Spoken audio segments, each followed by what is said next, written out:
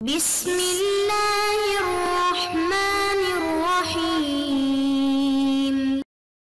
بسم الله الرحمن الرحيم الحمد لله وكفى وسلام على عباده الذين اصطفى أما بعد ابھی طلبہ السلام الجمی کا سبق نمبر 58 شروع کر رہے ہیں۔ اس سبق کو فَإِن قُلْتَ سے لے کر فَكَانَ كَنُوحٍ تک پڑھیں گے۔ فَإِن قُلْتَ بس اگر آپ کہہ دیں قَدْ اُعْتُبِرَتِ الْعُجْمَةُ کہ عجمہ کا اعتبار کیا گیا ہے فی ماہ و جورا ماہ اور جور میں مع سکون الاوسط درمیان کے سکون کے باوجود فی ما سبق جو گزر چکا ہے فلما لم تعتبر ہا ہونا پس یہاں پر اعتبار کیوں نہیں کیا جاتا، یعنی نوح میں کیوں نہیں عجمہ کا سکون اوسط کے ساتھ اعتبار کیا جاتا۔ قلنا ہم جواب دیتے ہیں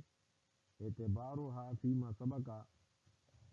اعتبار کرنا عجمہ کا فیما سبق میں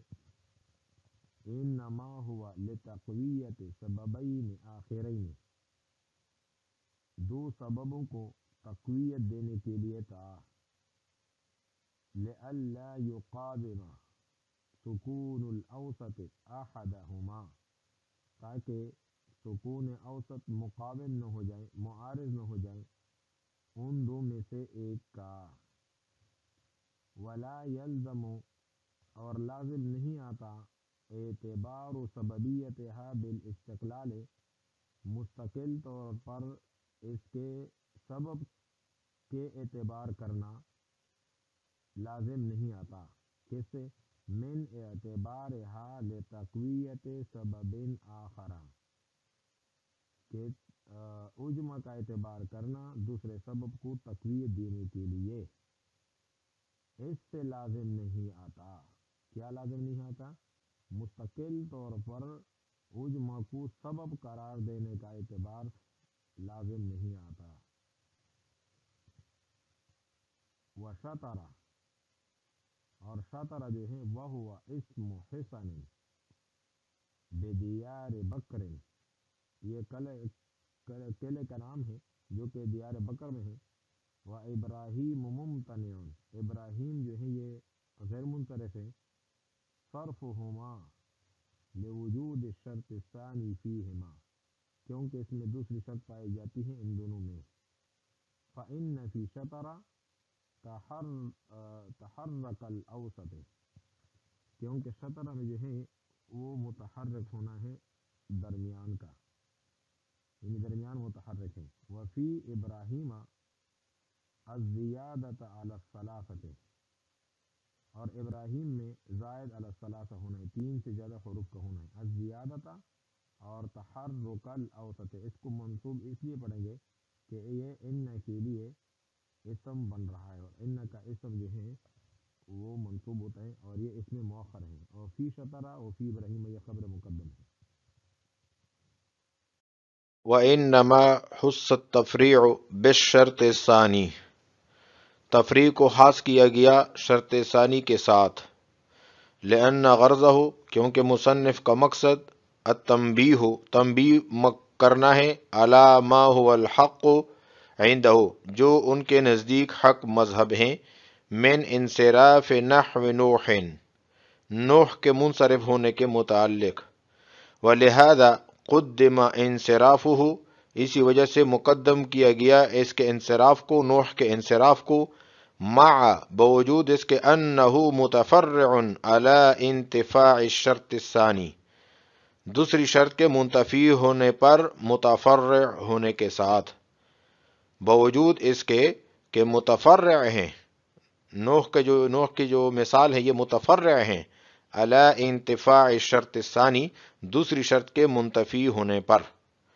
والاولی تقدیم ما هو متفرع علی وجودہ اور اولا بات یہ ہے کہ اس چیز کو مقدم کرنا، یہ اولا ہے تقدیم ما اس چیز کو مقدم کرنا هو متفرع علی وجودہ جو وجود پر متفرع ہو، یعنی وجود جو ہے وہ عدمی چیز پر مقدم ہوا کرتی ہیں، کما لا یخفی جس طرح کہ یہ بات مخفی نہیں ہے۔ وعلم ان اسماء الانبیاء علیہم السلام کہ انبیاء علیہ الصلوۃ والسلام کے جو نام ہیں ممتنعۃ عن الصرف، یہ غیر منصرف ہوتے ہیں، الا ستۃ، مگر 6 نام جو ہیں منصرف ہیں، محمد و صالح و شعیب و ہود، لکونہا عربیتاً، کیونکہ یہ نام عربی ہیں، ان میں صرف ایک ہی سبب ہے وہ عالمیت، دوسرا سبب نہیں ہے۔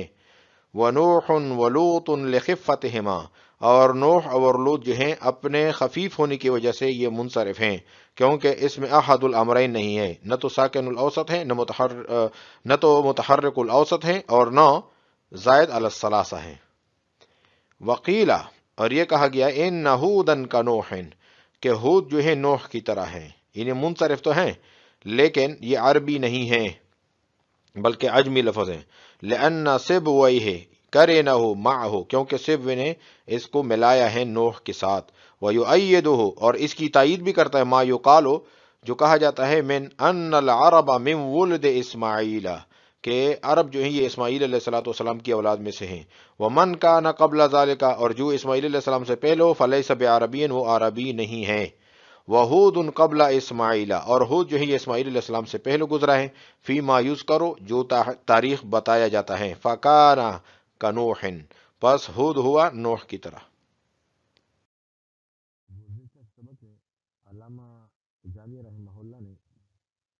علامہ ابن حاجب رحمہ اللہ کا مذہب بتایا تھا کہ نوح کے بارے میں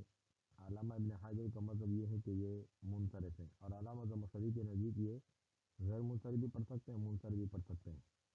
تو پھر علامہ ابن حاجب پر اشکال واضح ہوتا کہ نوح کی طرح، نوح کو بھی ہندن کی طرح منصرف بھی پڑھنا چاہیے اور غیر منصرف بھی پڑھنا چاہیے، کیونکہ اس میں کوئی ایسا فرق نہیں ہے۔ تو اس کا یہ جواب دیا گیا تھا، جو کہ جواب علامہ جامی نے دیا تھا، کہ ہندن میں ایک تقویت، ایک قسم کی تقویت ہے، وہ اس طرح کہ جب اس کی تصویر بناتے ہیں تو ہونا جتن آتی ہے، تو اس کی وجہ سے تا لفظ میں آ جاتی ہے، تو یہ ایک قسم کی تقویت ہے، لہذا نوح کو قیاس نہیں کر سکتے ہندن پر۔ تو آج پھر اشکال ہوگا، اشکال یہ ہوتا ہے کہ آپ نے عجمہ کا اعتبار کیا تھا ماہ اور جور میں سکون اوسط کے ساتھ، ماہ اور جور کا جو درمیان ہے وہ ساکن ہے، تو نوح میں بھی کر لیتے، جس طرح ماہ اور جور میں آپ نے سکون اوسط اور عجمہ کا اعتبار کیا، تو یہاں پر نوح میں بھی کر لیتے۔ تو اس کا جواب یہ ہے کہ ماہ اور جور میں عجمہ کا معتبر ہونا مستقل سبب ہونے کی حیثیت سے نہیں، بلکہ اس میں دو سبب مستقل موجود ہیں، علمیت اور تانیث معنی۔ البتہ عجمہ کا اعتبار صرف شرط ہونے کی حیثیت سے ہے، جس کی وجہ سے تانیث معنی کو قوت مل جاتی ہے، لہذا نوح میں عجمہ کا اعتبار نہ کرنا وہ مستقل سبب ہونے کی حیثیت سے تھا، اور یہاں اعتبار کرنا شرط ہونے کی حیثیت سے ہے۔ فَإِن قُلْتَ، پس اگر آپ کہہ دیں قد اعتبرت العجمۃ فی ماہ و جورا، کہ عجمہ کا اعتبار کیا گیا ہے ماہ اور جور میں، مع سکون الاوسط، سکون اوسط کے ہوتے ہوئے، درمیان کے ساکن ہونے کے ہوتے ہوئے، فی ما سبقہ، جو کہ گزر چکا ہے، فَلِمَا لم تعتبرہا ہونا، تو یہاں پر نوح میں اس کا اعتبار کیوں نہیں کیا گیا ہے؟ قلنا، ہم کہتے ہیں اعتبارها فیما سبقہ، کہ جو ہم نے سبق یعنی ماہ اور جور میں اعتبار کیا تھا، انما ہوا لتقویت سببین آخرین، یہ دو سببوں کو تقویت دینے کے لیے تھا، یعنی عالمیت اور تانیث۔ عالمیت جو ہے وہ تقویت کا محتاج نہیں ہوتا، بس تانیث معنی کے لیے وہ تقویت دینے کے لیے ہم نے یہ کیا تھا، لئلا یقاوم سکون الاوسط احدہما، تاکہ درمیان کا سکون جو ہے معارض نہ ہو جائے ان دو میں سے ایک کا، یعنی یا تو عالمیت کا مقابلے میں یا تانیث کے مقابلے میں۔ وہ اس طرح کہ جب اسم جو ہے ثلاثی ہوتا ہے تو یہ خفیف ہوتا ہے، اور جب اس کا درمیان ساکن ہوتا ہے تو یہ ڈبل خفیف ہو جاتا ہے، تو یہ انصراف کو بھی قبول کرتا ہے دخول جر اور تنوین کے ساتھ، لیکن جب اس میں اعتبار کر لیتے ہیں عجم کا تو یہ ثقیل ہو جاتا ہے، تو پھر جو ہے شکل جو ہے وہ خفت کا تقاضا کرتا ہے، اسقاط جر اور تنوین کے ساتھ ہو، تو پھر وہ غیر منصرف ہو جاتا ہے، لئلا یقاوم سکون الاوسط احدہما، تاکہ معارض نہ ہو جائے سکون اوسط، درمیان کا سکون ان دونوں میں سے ایک کے مقابلے میں۔ ولا يلزم من اعتبارها لتقویت سبب آخر، اور لازم نہیں آتا عجمہ کا اعتبار کرنے سے دوسرے سبب کو تقویت دینے کے لیے.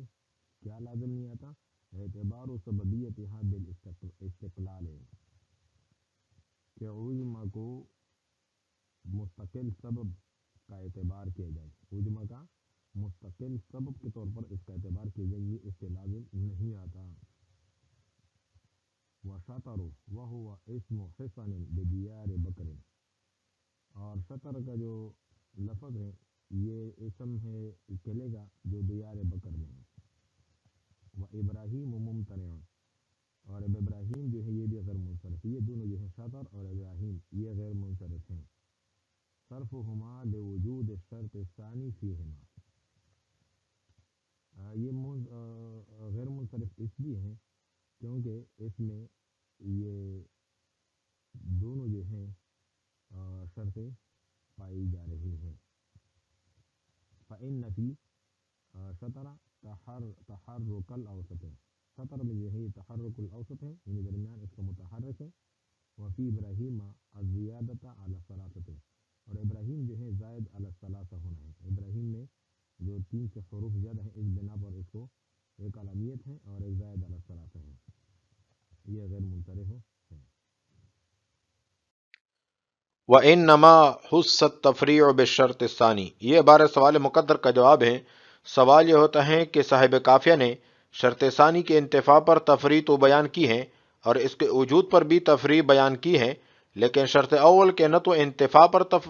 تفریع بیان کی ہے نہ وجود پر. اس کی کیا وجہ ہے؟ تو اس کا جواب یہ ہے کہ صاحب کافیہ کی غرض کوئی یہاں تفریعات کو بیان کرنا نہیں، بلکہ یہاں پر مقصود ایک مسئلہ اختلافی کی طرف توجہ دلانا ہے کہ جس میں مختار مذہب بھی بیان کرنا ہے کہ مصنف کے نزدیک مختار مذہب کون سا ہے. اس کا تعلق چونکہ شرط ثانی کے ساتھ تھا اس لیے اس زمن میں تفریع کو بیان کر دیا، اور وہ مسئلہ اختلافی ہم آپ کے سامنے بیان کر چکے ہیں. وَإِنَّمَا حُسَّ التَّفْرِيعُ بِالشَّرْطِ الثَّانِي، اور تفریع جو ہے خاص کیا گیا ہے شرط ثانی کے ساتھ. لِأَنَّ غَرْضَهُ التَّنْبِيهُ، کیونکہ مصنف کا مقصود یہ ہے کہ تنبیہ کرنا علی ما هو الحق من عنده، کہ جو مصنف کے نزدیک حق مذہب ہے، من انصراف نحو نوح کے منصرف ہونے کے متعلق. وَلِهَذَا قُدِّمَ انصرافه مع أنه متفرع على انتفاع الشرط الثاني. یہ بارہ سوال مقدر کا جواب ہے. سوال یہ ہوتا ہے کہ تمہارے پاس اس کی کیا دلیل ہے کہ علامہ ابن حاجب کی غرض مسئلہ اختلافیہ میں ما هو المختار مذہب بیان کرنا ہے، تفریعات نہیں ہے. تو اس کا جواب یہ ہے کہ اگر صاحب کافیہ کی غرض ما هو المختار کو بیان کرنا نہ ہوتی تو مصنف پہلے شرط ثانی کے وجود پر تفریع کو بیان کرتے، اس کے بعد شرط ثانی کے انتفاع پر تفریع بیان کرتے، اس لیے کہ وجودی چیز مقدم ہوا کرتی ہیں آدمی سے. تو صاحب کافیہ جو ہیں انہوں نے برعکس کر کے یہ اشارہ کر دیا کہ میرا مقصود یہاں مسئلہ اختلافیہ میں ما هو المختار مذہب بیان کرنا ہے نہ کہ تفریعات. وَلِهَذَا قُدِّمَ انصرافه مع أنه متفرع على انتفاع الشرط الثاني. اگر اعلیٰ اس پر اعلیٰ کی وجہ اللہ کو ان کا انتفاع کے ساتھ شامل کر لیتے ہیں، یعنی حمزہ وصلی کو گرانا مقصود ہے تو حمزہ وصلی درج کلام کی وجہ سے گر بھی جائے گا. الانتفاع شرط ثانی اصل میں عبارت اس طرح پڑھی جاتی ہے، لیکن آسانی کے واسطے تاکہ پتہ چلے کہ یہ اصل میں یہ مصدر کیا ہے، اس وجہ سے ہم حمزہ وصلی کو ظاہر پڑھتے ہیں. اعلی انتفاع شرط ثانی والاولا تقدیم ما، اور اولا بات یہ ہے کہ اس چیز کو مقدم کرنا ہوا متفرع علی وجودہ، جو وجود پر متفرع ہو. کما لا یخفا، جس طرح کہ یہ بات مخفی نہیں ہے. تو وجودی چیز جو ہے یہ آدمی چیز پر مقدم ہوا کرتی ہیں، لیکن مصنف نے یہاں پر برعکس کیا ہوا ہے. وَعَلَمْ أَنَّ أَسْمَاءَ الْأَنْبِيَاءِ عَلَيْهِمُ الصَّلَاةُ وَالسَّلَامُ مُمْتَنِعَةٌ عَنِ الصَّرْفِ. یہ انبیاء علیہ الصلوۃ والسلام کے جتنے نام ہیں اس عبارت سے یہ بتانا چاہ رہے ہیں کہ وہ سب کے سب جو ہیں وہ غیر منصرف ہیں، لیکن 6 نام جو ہے وہ منصرف ہیں. محمد الا ستۃ، محمد وصالح وشعیب وہود. یہ تو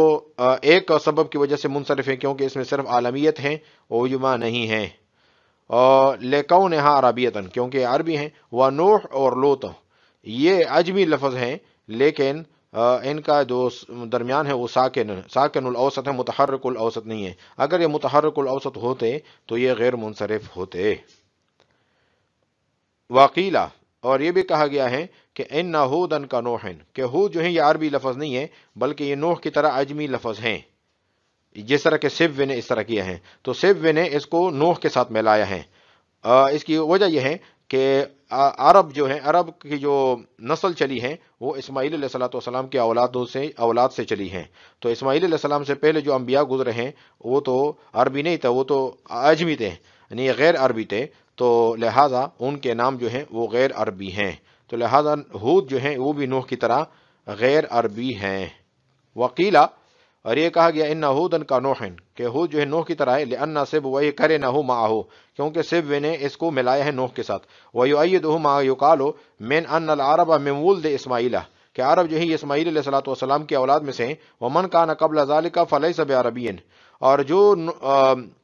اسماعیل علیہ السلام سے پہلے گزرے ہیں وہ عربی نہیں ہیں، وَهُودٌ قبل اسماعیل، اور ہود جو ہے یہ بھی اسماعیل علیہ السلام سے پہلے ہیں، فی ما یذکر، جو تاریخ بتائی جاتے ہیں، فکان کا نوح، بس یہ نوح کی طرح ہوا۔ ہم نے پڑھا ہے فَإِن كُنتَ سے لے کر فَكَانَ كَنُوحٍ تک۔ وعلیکم السلام ورحمۃ اللہ تعالیٰ وبرکاتہ۔